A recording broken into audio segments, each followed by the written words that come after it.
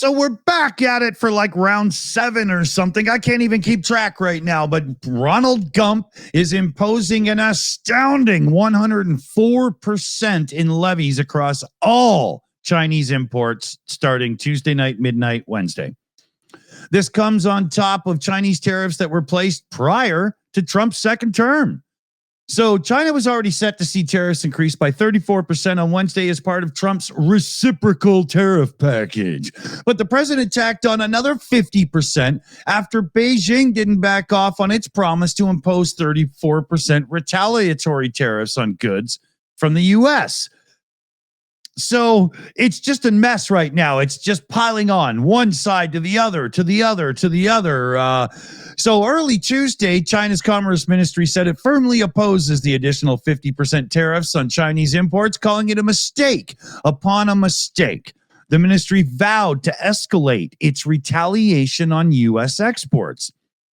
Stocks, which had gone up Tuesday morning, there was this rumor going around through Wall Street circles in that China and Beijing and Washington were going to start talking. But as soon as the announcement was made by Carolyn Nofax, the Dow and the NASDAQ were all back in negative territory instantly. So here's a little quote here.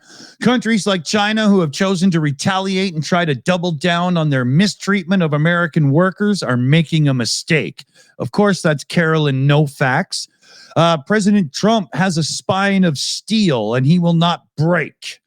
If he has a spine of steel, why can he barely stand up straight? Such an ancient, decrepit old fool. The Chinese want to make a deal. They just don't know how to do it, she added.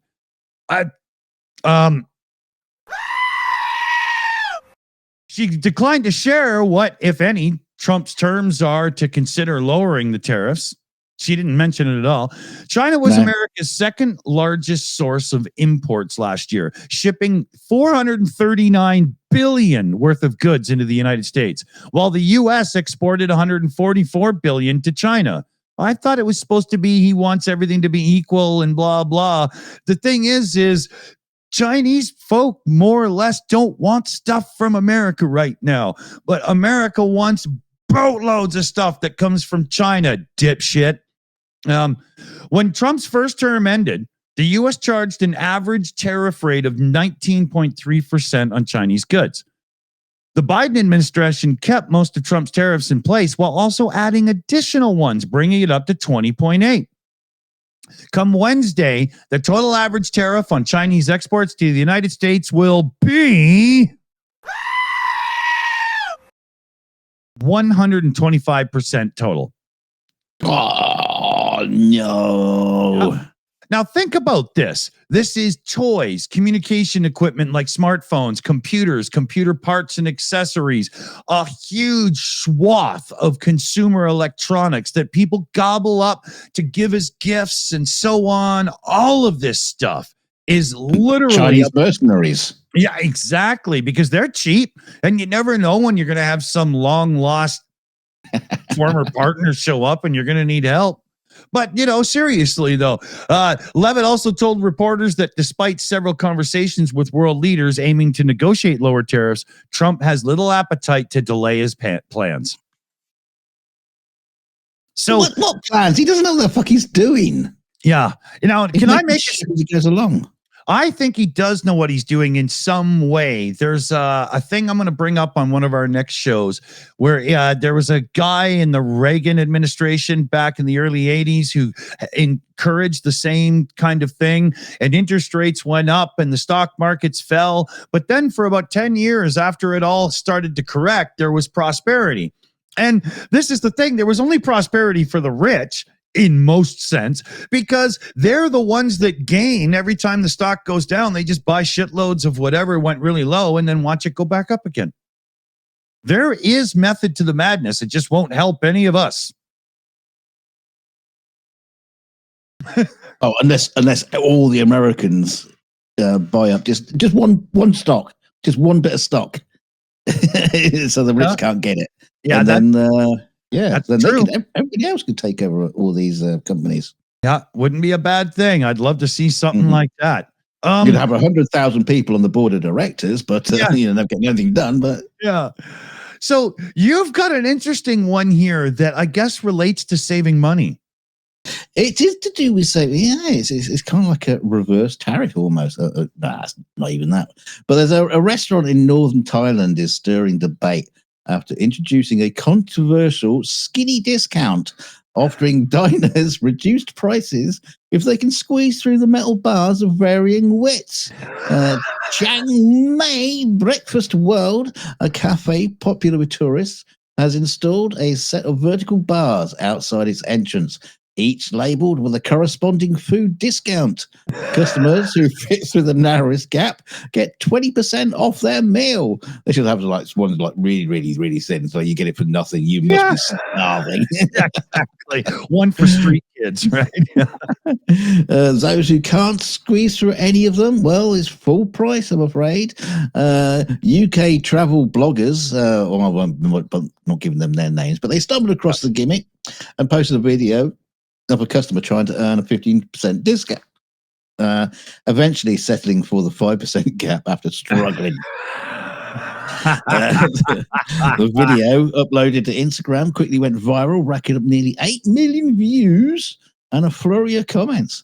Some people found it, kind of funny, but others were not impressed, calling the concept discriminatory and potentially harmful, because one viewer warned that the promotion could promote eating disorders. I mean, you don't promote eating disorders. That's not how it works.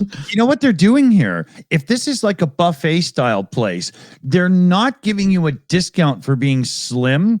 They're actually just raising the prices. And if you can't fit through the gate, you pay a higher price. I guarantee that's truly what's going on here. Yeah. Right? Yeah, so they say, why would someone need to pay more just because they aren't size 0? Anyway, Alex just defended the idea as a bit of fun. The other side of that is I've more than once in life, far more than once, seen somebody slimmer out-eat somebody bigger. Oh yeah. Right. You see that with the champion food eaters. Exactly. They're little bastards. Yeah, they're not 300-pound people, right? And that's not how it works. It's kind of strange, but it's great for social media. I mean, I guess it works. Oh, well, despite the backlash, the restaurant maintains a 4 to 5 star rating on TripAdvisor and describes itself as a little garden restaurant serving international breakfasts. The skinny bar discount isn't entirely new. A similar gimmick at a restaurant in Jinan, China, made headlines in 2018 for offering free food and beer to anyone who can fit through a 15-centimeter gap. The challenge included various discount labels and humorous messages for each size, including, "Are you sure you should be drinking beer?" for the There was probably a line of circus freaks 3 blocks long trying to get in that place. I think they should introduce this sort of thing anyway. Having like the bars like this, the entrances of chip shops and cake shops,